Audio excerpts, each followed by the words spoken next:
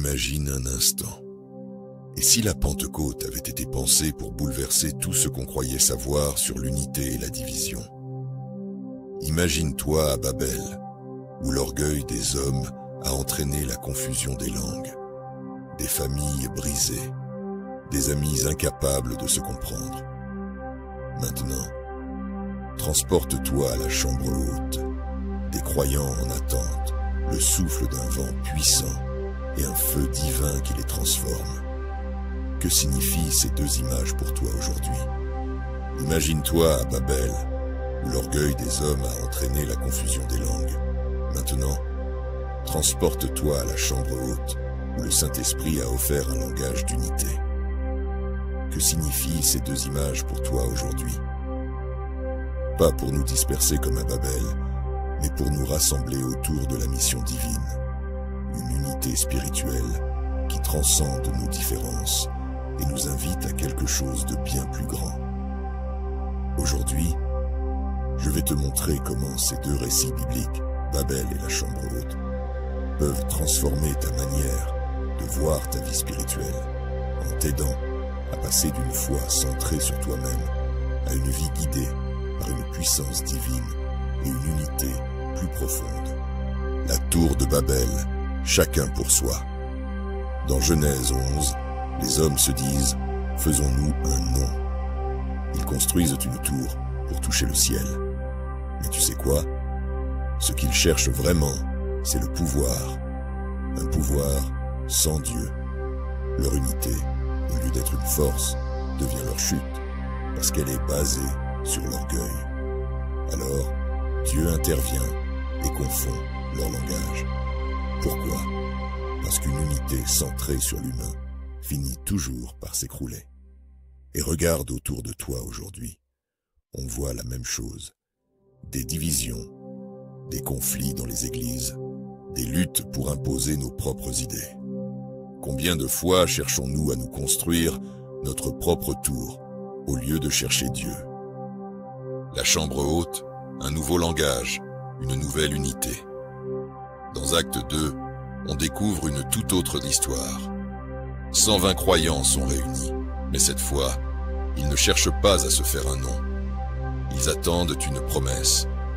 Et soudain, le vent souffle, les langues de feu descendent et l'Esprit Saint vient les remplir. Tu vois la différence avec Babel?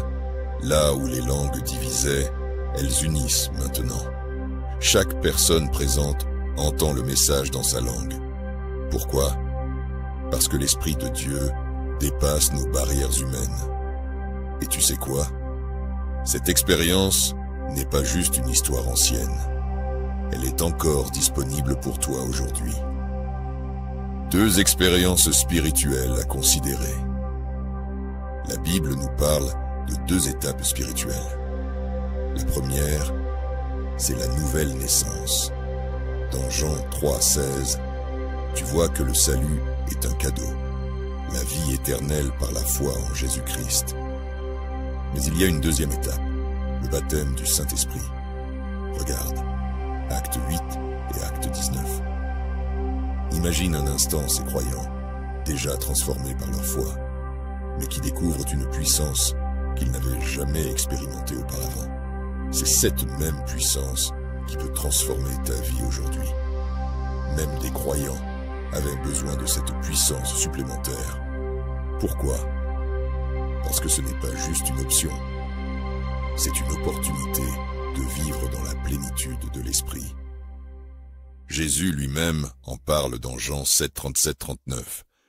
Il dit qu'un fleuve d'eau vive jaillira en nous. Pense-y. Un puits contient de l'eau pour toi, mais un fleuve, ça touche tout autour de toi. Ce n'est pas juste pour toi, c'est pour impacter ceux qui t'entourent. Pourquoi ces divisions? Certains disent « Mais tout est accompli à la conversion. Pourquoi chercher plus ?» Mais attends, réfléchis un instant. Jésus a dit que le vin nouveau devait être dans des outres neuves. Il ne parlait pas seulement de vin, mais d'un renouveau radical. Il parlait d'une transformation, d'une vie qui ne cesse d'avancer, d'un cœur prêt à recevoir quelque chose de totalement nouveau. Laisse-moi te poser une question. Si tout était vraiment accompli, pourquoi Jésus a-t-il insisté sur cette image? On ne met pas du vin nouveau dans de vieilles outres, Marc 2, 22. Il soulignait que la croissance spirituelle est un voyage, pas un point final. Et ce voyage est un appel à aller toujours plus loin, à dépasser ce que nous croyons suffisant. Mais écoute bien, si tu n'as pas encore vécu cette expérience, cela ne signifie pas que tu es moins important ou moins aimé par Dieu. Le Saint-Esprit ne force personne. Il invite, il te tend la main et te dit « Viens, découvre plus, grandis davantage, brille plus fort. » Alors, pourquoi ne pas répondre à cette invitation aujourd'hui? Que feras-tu maintenant? Alors, dis-moi, où en es-tu aujourd'hui? Est-ce que tu te sens parfois bloqué, comme si tout autour de toi était figé, et toi, incapable de bouger? Parfois, la vie peut ressembler à un sentier escarpé, où chaque pas semble impossible. Imagine maintenant que ce sommet lointain n'est pas une barrière, mais un appel. Un appel à te lever, à avancer et à embrasser quelque chose de plus grand que toi-même. Entends-tu cette voix intérieure qui te dit « Tu es fait pour plus » ? C'est là que l'esprit peut intervenir.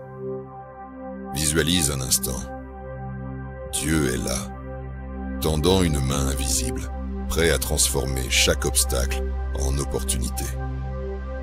Ce n'est pas seulement une aide, c'est une promesse, celle de te conduire sur un chemin que tu n'aurais jamais imaginé. Est-ce que tu es encore en train de t'épuiser à construire ta propre tour?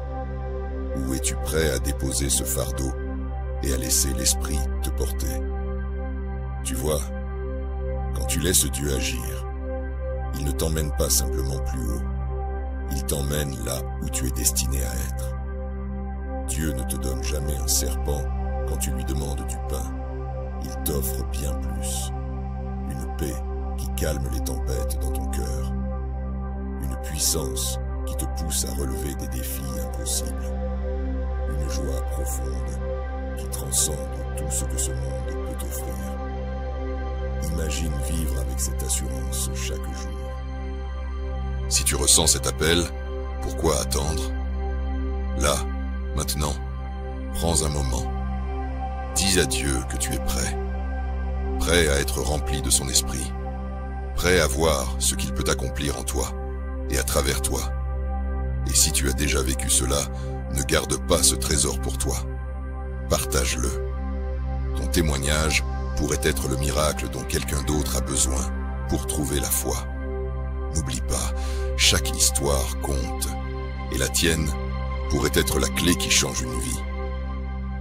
Alors, pour terminer, réfléchis à ceci.